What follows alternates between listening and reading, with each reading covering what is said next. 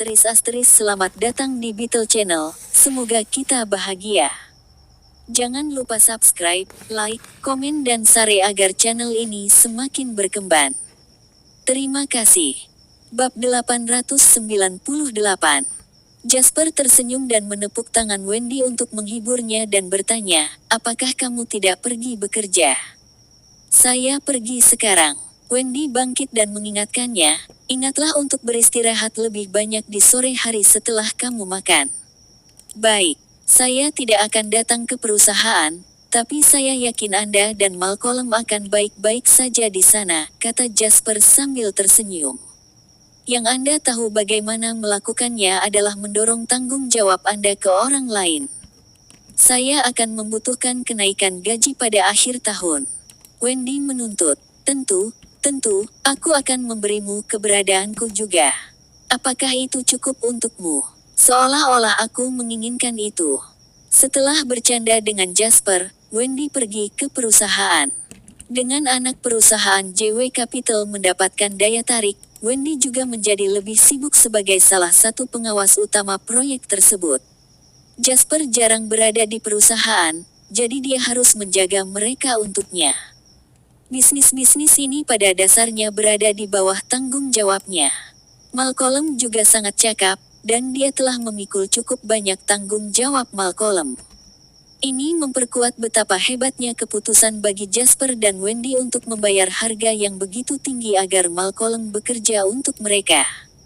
Wendy baru saja pergi ketika Julian masuk melalui pintu. Jasper, dengan mata sedikit terpejam, Jasper merasakan energinya kembali dengan kekuatan penuh saat mendengar suara Julian. Membalik dirinya, Jasper bertanya, apakah kamu menemukan sesuatu? Julian melaporkan dengan serius, ada beberapa petunjuk. Sehubungan dengan villa yang dikunjungi Mitch dan Zain kemarin, saya memeriksa siapa pemilik properti itu dan menemukan bahwa itu dibeli oleh seorang pengusaha somer dari kota Nouritus yang kembali dari luar negeri 4 tahun lalu. Bagian yang paling menarik adalah bahwa pengusaha somer ini belum kembali ke Somerland selama beberapa dekade, dan hal pertama yang dia lakukan begitu dia kembali adalah membeli sebuah villa. Kemudian, dia meninggalkan negara itu beberapa minggu setelah villa dibeli dan dia tidak pernah kembali lagi sejak itu. Adapun villa itu, dia tidak pernah tinggal di dalamnya sejak dia membelinya. Sebaliknya, dia tinggal di hotel selama 2 bulan yang dia habiskan di negara itu. Jasper menjawab dengan tenang. Itu berarti dia membelinya untuk orang lain. Apakah kamu tahu siapa? Menurut perusahaan pengembang properti, pengusaha somer telah membeli villa dengan rekening luar negeri. Dana itu ditelusuri kembali ke perusahaan perdagangan luar negeri di bawah keluarga Monty, jawab Julian lembut. Jasper terkekeh saat mendengarnya. Jadi itu dia. Saya tidak mengira itu tidak mungkin orang lain. Tidak mungkin Zain dan Mitch akan mengejarku di Nouritus City jauh-jauh dari Harbor City. Itu akan menjadi misi bunuh diri. Oleh karena itu, mereka akan membutuhkan seseorang yang berpotensi menjadi ancaman bagi saya di tempat saya saat ini. Conrad satu-satunya yang cocok, baik dalam hal kemampuan atau status. Bab 899. Sepertinya mereka sudah lama bekerja sama. Julian bertanya pelan, Jasper, menurutmu mereka bisa jadi biang keladi turunnya harga saham Sena? Tidak mungkin jika itu hanya Conrad, tetapi dengan Mitch bermitra dengannya dan dana keluarga Langdon mendukungnya, saya tidak bisa mengatakannya. Jasper menggosok dagunya dan menyipitkan matanya saat dia berkata, hanya satu cara untuk mengetahuinya. Mari kita uji mereka. Bagaimana? Dengan pergi ke villa? Tanya Julian bingung. Pada saat itu, hinaan yang tidak sabar terdengar di luar pintu, diikuti oleh langkah kaki Henry yang tergesa-gesa. Sedetik kemudian, Tuan Muda Lau bergegas ke ruangan dan meraung dengan mata memerah. Yang saya lakukan hanyalah tidur. Bagaimana bisa harga saham Sena turun seperti itu? Sialan, bahkan uang pensiunku ada di sana. Apa yang terjadi, Jasper? Siapa yang bercinta dengan Sena? Katakan padaku, aku akan membunuhnya. Pagi ini, Hal pertama yang dilakukan Henry ketika dia bangun adalah mendorong wanita di sisinya dan mengeluarkan laptopnya untuk memeriksa dengan gembira berapa harga saham Sena yang telah naik di Nasdaq. Ini adalah sesuatu yang dia lakukan setiap hari tanpa gagal dalam beberapa hari terakhir. Sejak dia membeli pesawat pribadinya, Henry akhirnya mengerti apa artinya bangkrut secara menyakitkan. Dia bahkan meminta alkohol yang dia tinggalkan selama kunjungan sebelumnya setiap kali dia sering mengunjungi bar, karena dia enggan membuka botol baru. Dia hanya memiliki beberapa juta yang tersisa di akunnya, yang menyebabkan dia terus-menerus khawatir. Dia tidak bisa menahan perasaan seperti dia akan mati karena betapa hancurnya dia setiap saat. Sangat membutuhkan uang, Henry punya ide ketika dia melihat harga saham Sena naik setiap hari. Hatinya set, Henry memutuskan untuk memasukkan semua uangnya ke dalam saham Sena. Memang, harga sahamnya melonjak setiap hari. Segera, Henry telah memperoleh lebih dari 50% dari apa yang awalnya dia investasikan, dan dengan masuknya uang baru, suasana hati Henry sangat cerah. Dia merasa berbeda dari anak-anak dana perwalian lainnya yang hanya tahu bagaimana meminta uang kepada keluarga mereka. Dia merasa seperti dia entah bagaimana lebih baik dari mereka sekarang. Dia membeli pesawat pribadi dengan uangnya sendiri, dan dia bahkan tidak perlu meminta uang saku kepada keluarganya. Pada saat itu, dia benar-benar mandiri.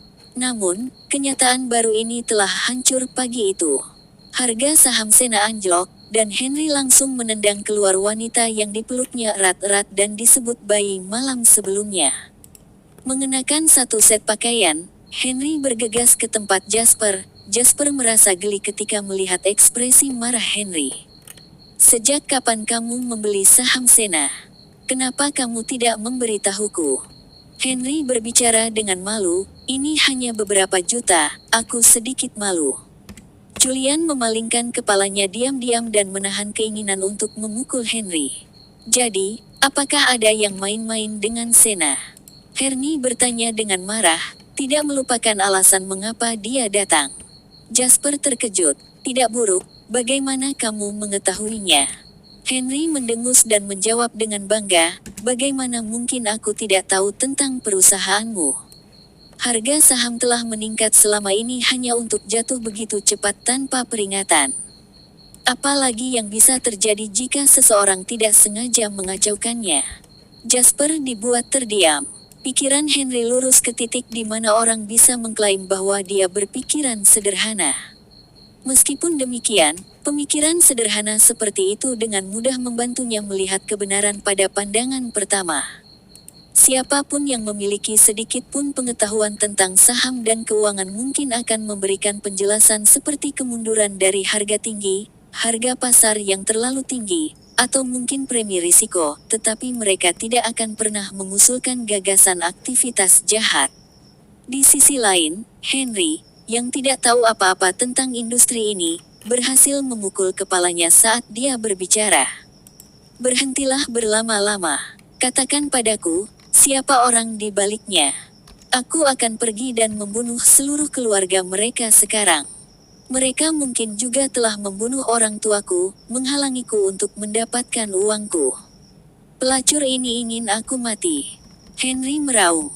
Jasper memberi isyarat kepada Henry untuk duduk dan berkata, "Bisakah kamu tenang? Tidak ada gunanya berteriak seperti ini. Saya sudah tahu siapa itu, tapi saya tidak bisa memastikan. Jadi, saya akan membutuhkan bantuan Anda hari ini dan kami akan mengkonfirmasi apakah itu mereka atau bukan." Mata Henry bersinar ketika dia mendengar kata-kata Jasper. "Kau akan pamer, oh, tunggu, tidak. Apa yang kamu rencanakan kali ini? Katakan apa yang Anda butuhkan dari saya, dan saya akan menurutinya tanpa syarat. Tapi pastikan Anda menemukan bajingan yang mengacaukan saham Sena. Aku akan memenggal kepalanya." Jasper tersenyum dengan mata sabit dan berkata, "Mudah. Telepon Mitch nanti malam dan undang dia dan Zain keluar untuk makan malam." Henry, yang masih berdebar-debar karena kegembiraan, tertegun sejenak ketika dia menatap Jasper dengan ragu. Kau mencurigai mereka. Ketika berbicara tentang dua orang bodoh, Mitch masih baik-baik saja, tetapi kecerdasan Zain yang tidak ada berarti dia tidak bisa mendapatkan uang bahkan jika itu duduk tepat di depannya. Tidak mungkin dia bisa melakukan ini. Tidak sesederhana itu, jawab Jasper. Aku masih belum terlalu yakin sekarang, tapi itu sebabnya kami akan menguji mereka. Henry mengangkat bahu. Tentu tidak masalah. Saya sudah mendapatkannya. Bagus. Jasper mengangguk puas. Melihat Henry menelepon, Jasper memeriksa waktu dengan cepat. Menurut perbedaan waktu, Summerland sekitar 12 jam lebih awal dari New York, jadi akan menjadi jam 9 malam di Summerland ketika pasar dibuka di sana. Pada jam 9 pagi. Setelah mengkonfirmasi ini, Jasper menelepon Conrad. Telepon berdering cukup lama sebelum tersambung. Apa yang bisa saya bantu? Conrad terdengar sangat tenang. Tidak banyak. Hanya saja upacara penutupan proyek South Face River berakhir kemarin, tapi mau tak mau aku berpikir ada sesuatu yang hilang tanpa merayakannya denganmu, Ten. Monty. Itulah sebabnya saya berencana mengundang Anda makan malam-malam ini, Tuan Monty. Apakah kamu akan bebas? Jasper bertanya dengan senyum lebar. Conrad terdiam sesaat sebelum dia berbicara dengan tenang. Berhentilah berpura-pura, Jasper. Kami musuh, bukan teman. Bersenang-senang merayakan diri sendiri, saya tidak punya waktu atau mood untuk merayakannya dengan Anda. Disinilah letak kesalahan Anda, Monty. Kami berdua dari Provinsi Tenggara, jadi setiap konflik yang kami miliki harus disimpan dan ditangani secara pribadi.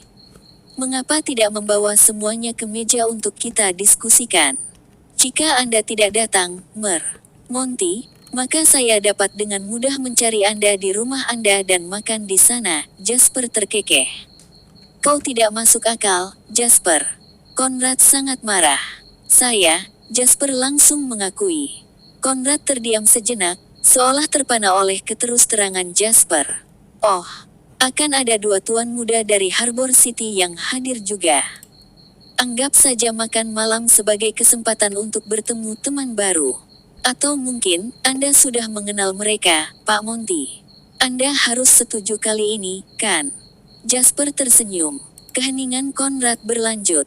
Kapan dan di mana? Bab 900. Conrad bertanya setelah lama terdiam.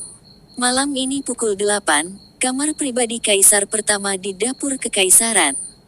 Saya berharap dapat melihat Anda saat itu, jawab Jasper. Haha, baiklah kalau begitu. Saya akan berada di sana tepat waktu. Conrad menutup telepon setelah mengatakan ini. Mendongak, dia menyadari bahwa Mitch juga baru saja menutup telepon. Jasper baru saja mengundangku makan malam. Henry baru saja mengundangku makan malam. Keduanya mengatakan hal yang hampir sama pada saat yang bersamaan. Alis Conrad berkerut erat dan dia berbicara dengan muram. Jasper pasti tahu sesuatu. Atau paling tidak, dia sudah tahu bahwa kita bekerja sama. Tidak mungkin. Kami telah menyembunyikannya dengan sangat baik. Mitch tidak bisa menahan perasaan bahwa ada sesuatu yang salah. Zain mengangkat bahu dan menggeram. Lihat betapa ketakutannya kalian berdua. Jasper hanya seorang pria dan ini hanya makan malam. Apa yang bisa dia lakukan pada kita? Kita harus menghadiri makan malam ini, kata Conrad muram. Mitch mengangguk. Dia tidak berani melewatkan makan malam ketika Henry secara pribadi mengundangnya. Malam itu, mereka meninggalkan villa dan menuju restoran. Restoran itu adalah tempat tersembunyi di tepi South Face River, tidak terlalu jauh dari jembatan layang besar yang dibangun tahun lalu yang menghubungkan kedua tepi sungai. Lampu bersinar terang setiap malam, menjadikannya pemandangan yang menakjubkan. Menyajikan salah satu masakan Falk terbaik di Norritus City, Imperial Kitchen mengharuskan orang biasa untuk melakukan reservasi setidaknya seminggu sebelumnya untuk makan di sana. Namun, mengingat status dan identitas Jasper, pria itu tidak perlu melakukan reservasi kemanapun dia pergi. Imperial Kitchen, misalnya, dianggap sebagai restoran yang sangat terhormat. Namun, ketika Jasper datang ke sini sebelumnya untuk menjamu tamu, pemiliknya telah membawa manajer umum dan koki utama untuk menyambutnya. Layanan ini mirip dengan bagaimana seseorang akan memperlakukan kedatangan seorang raja. Jasper turun dari mobil dan menjabat tangan seorang pria agak gemuk bernama Orson Rees. "Saya tidak menyangka akan mengganggu Anda, Tuan Rees." "Saya minta maaf," kata Jasper dengan senyum hormat. Mempertimbangkan identitas dan status Jasper saat ini, Orson mungkin adalah pemilik Imperial Kitchen, tetapi dia masih harus menuruti keinginan Jasper. Orson agak terkejut di hadapan rasa hormat Jasper. Dia menjabat tangan Jasper dengan kedua tangannya dan dia membungkuk dengan sudut 90 derajat saat dia menjawab. "Suatu kehormatan bahwa Anda bersedia makan di Imperial Kitchen, Mer. Lain. Sudah sepantasnya kami datang untuk menyambut Anda secara langsung. Kami telah membatalkan semua reservasi lain hari ini dan membersihkan restoran hanya untuk melayani Anda. Dengan baik hari ini, Tuan Lain." Meskipun mengetahui bahwa Orson hanya mengatakan ini untuk menyenangkannya, perlakuan seperti itu telah sangat melukai ego Jasper. "Kalau begitu, saya harus merepotkan Anda, Tuan Rees," Jasper tersenyum. "Tidak ada masalah sama sekali. Kamar pribadi sudah disiapkan, jadi silakan ikuti saya, Tuan Lain." Jadi, Orson dengan sopan memimpin dengan Jasper dan Henry mengikuti mereka di belakang.